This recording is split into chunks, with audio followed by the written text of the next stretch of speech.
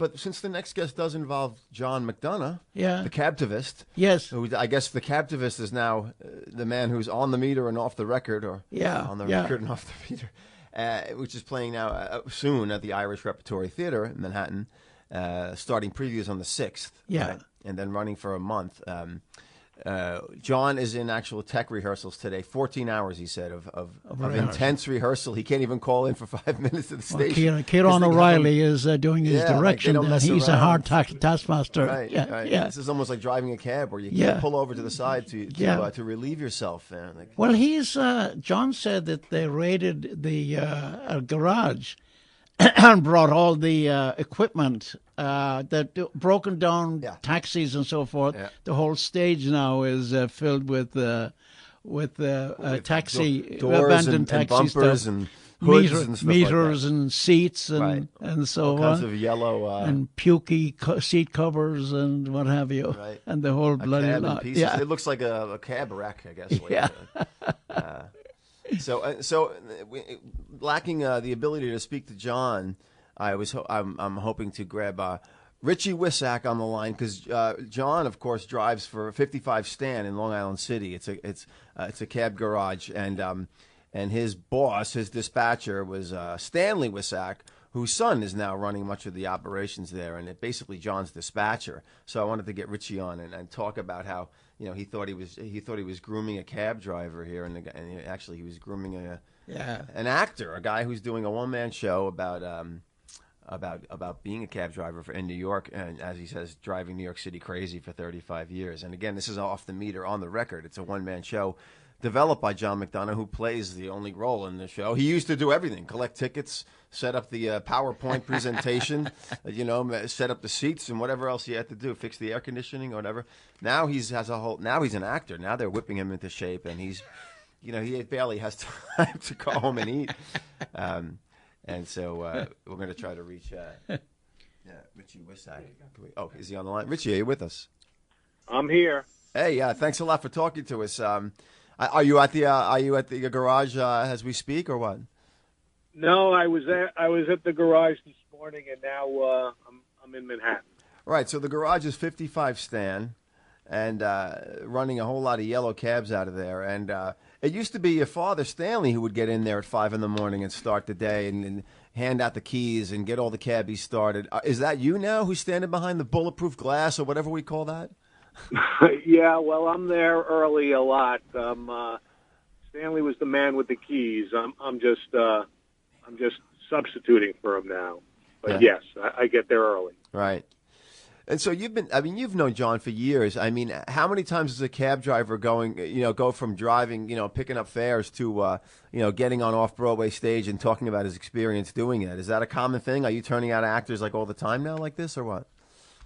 No, not very common. And John's a very special guy. So in a way, I'm not surprised that he's developing a one-man show and advancing his career. Right.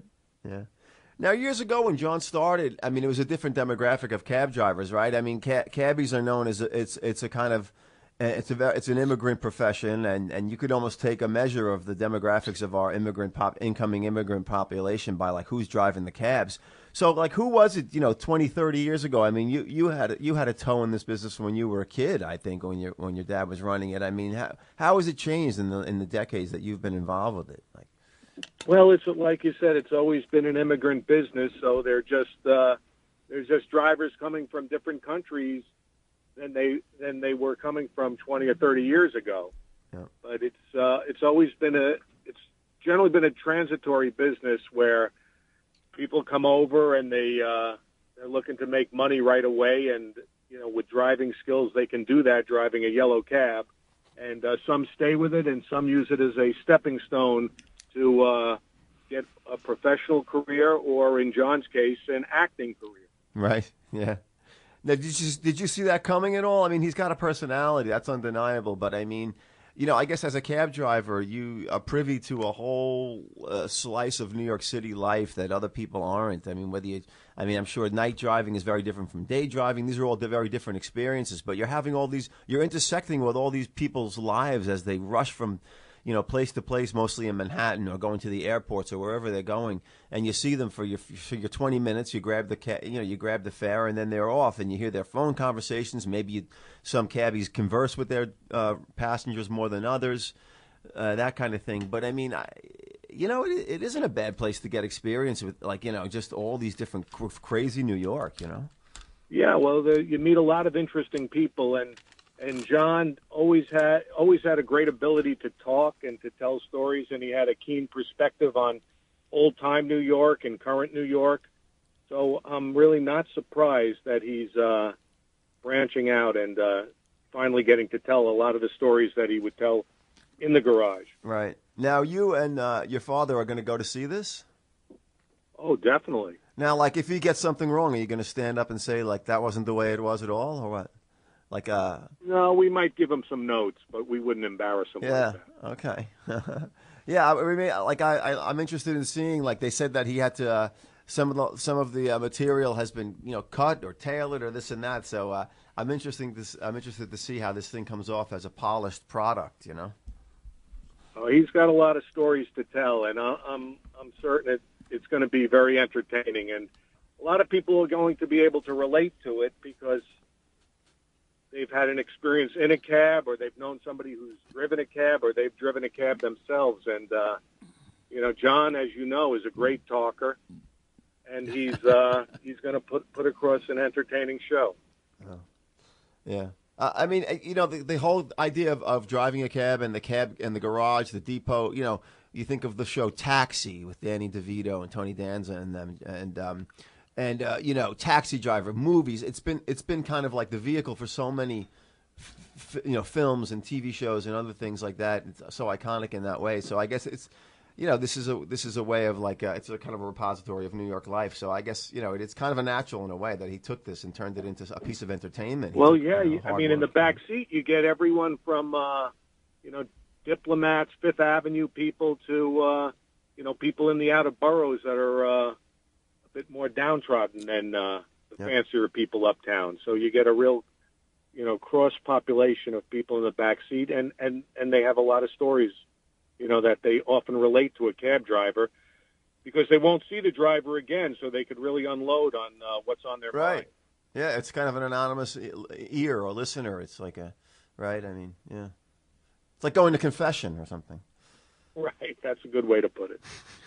What are the what do you call them? The things you put on the cab? What the light? Not the light. The plaque. The piece of the medallion. The medallion. Yeah. What are they going for these days? Don't even ask. Man. Yeah. They're going for a lot less than they used to go for before the phone app rides. Became so popular. That much I know. I mean, they were up to $1 million. You used to hear, right, or over, right? A few years ago, I saw. I don't know, for some reason there was 2 items in the Times, I think it was, that I saw that a seat on the New York Stock Exchange was going for $260,000, and that a medallion was going for $300,000. So I thought, now which seat do you want? Right. Yeah. Yeah, but I mean, Richie, this was choosing the Wall Street seat, right? Probably now, if you could only predict it. But I mean, really, Uber and those other companies really threw the monkey wrench into that, right? It changed the whole industry. It was like, well, Uber has been banned in London now, haven't they? Yeah. Yeah. Yeah, it's definitely had an impact on the industry, no doubt. Right. How about as far as, is it harder to get drivers now? A lot because of driving for Uber. How has it changed things? Well, people have more options. The driver has a lot more choices on where he wants to, which kind of car he wants to sit in, a yellow cab or an Uber car. And, there's a lot of complaining on the other side. And, initially some drivers left us to drive for Uber and the companies like that. And some came back and some never came back. So there's, the grass looks greener from the other side, but as we all know, that's not often the case. Yeah. And most of these cabs you're renting out by the shift, 12-hour shifts essentially, right? Right. And we maintain the car, we insure the car, we, pay the workers' comp. So there's a lot of there still are a lot of advantages to driving the yellow cab. Right. They walk in, they get the keys, and they get to make the money and leave. Right. That's it. Yeah. If I'm there, they get the keys. Yes. Right. Yeah. Huh.